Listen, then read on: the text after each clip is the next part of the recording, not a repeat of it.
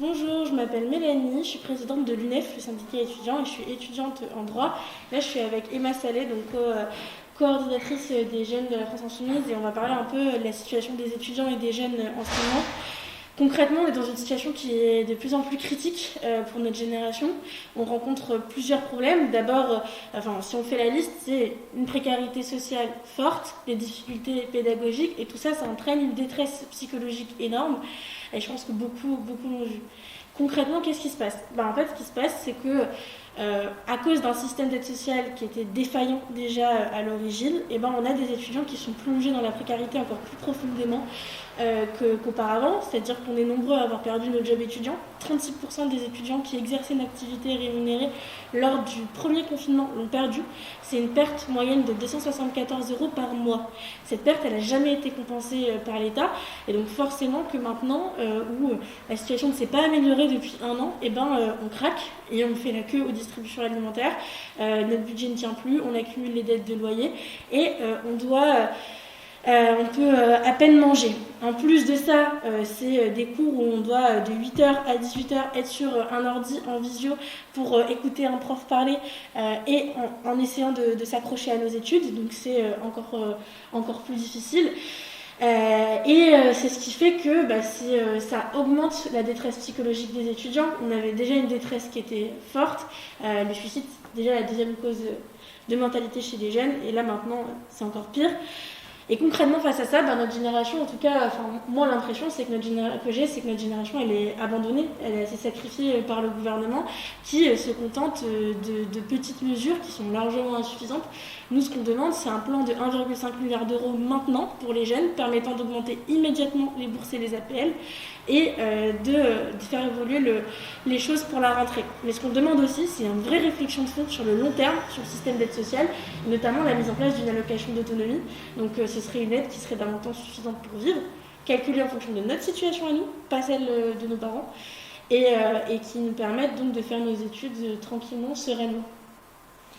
Et donc Mélanie l'a effectivement souligné, mais cette situation, c'est une situation qui date pas d'aujourd'hui, qui a été aggravée par la crise sanitaire, mais les organisations étudiantes, les organisations politiques de jeunes soulignent depuis des années que le système d'aide sociale, il est effectivement insuffisant pour protéger les jeunes, que beaucoup de jeunes se retrouvent sur le carreau et aussi qu'il n'est pas normal de travailler pour pouvoir faire ses études. Malheureusement, c'est le cas de beaucoup de jeunes et quand on se retrouve de plus dans une situation de crise comme actuellement, ces jobs qui sont souvent beaucoup plus précaires disparaissent et les jeunes se retrouvent sans solution. Et vraiment, là où le gouvernement se vante actuellement d'avoir un jeune, une solution, on se retrouve en réalité dans une situation où énormément de jeunes n'ont rien. Alors on a eu quelques revendications actuellement, notamment sur la revalorisation des bourses et aussi sur l'ouverture du RSA aux moins de 25 ans.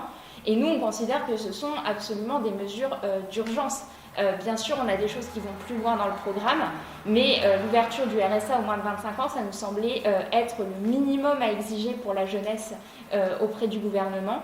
Et le gouvernement continue de refuser et de considérer que quand on est jeune, ce qu'on demande, c'est un emploi. Alors déjà, on est très nombreux à surtout vouloir faire nos études, et pour les jeunes qui sont déjà travailleurs, il faudrait que le gouvernement comprenne qu'actuellement, c'est compliqué de trouver un emploi. Donc nous, on pense que c'est une mesure d'urgence et qu'il faut absolument que le gouvernement, de toute urgence, accepte cette mesure. Et puis, bien sûr, par derrière, on a d'autres propositions. Et notamment, là où le gouvernement laisse tomber des jeunes, nous, on considère que pas un seul jeune ne doit être laissé de côté parce que, quelle que soit la situation, qu'il soit étudiant et donc qu'il puisse prétendre à avoir des bourses ou qu'il soit travailleur mais que son revenu ne soit pas suffisant parce que par exemple il travaille à mi-temps ou qu'il n'ait que le RSA, on considère que tous les jeunes doivent bénéficier de ce que nous on propose dans l'avenir en commun qui est la garantie de dignité. Personne ne doit vivre en dessous du seuil de pauvreté et que l'on complète les revenus pour que personne ne vive en dessous du seuil de pauvreté. Et ça, bien sûr, on l'ouvre également aux jeunes car il n'y a pas de raison de ne pas ouvrir les aides aux moins de 25 ans. Pour ce qui est de la situation vraiment actuelle, en dehors de la situation purement de précarité, il faut savoir qu'il y a quand même un jeune sur 6 actuellement qui est en échec par rapport à ses études.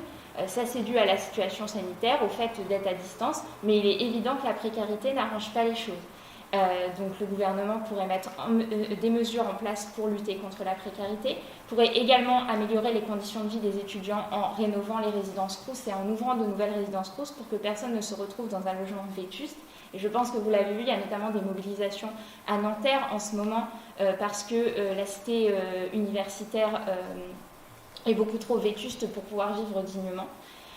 Et également employer de nouveaux psychologues dans l'enseignement supérieur, car actuellement il n'y a pas suffisamment de psychologues pour que les étudiants et étudiantes puissent consulter quand ils en ont besoin.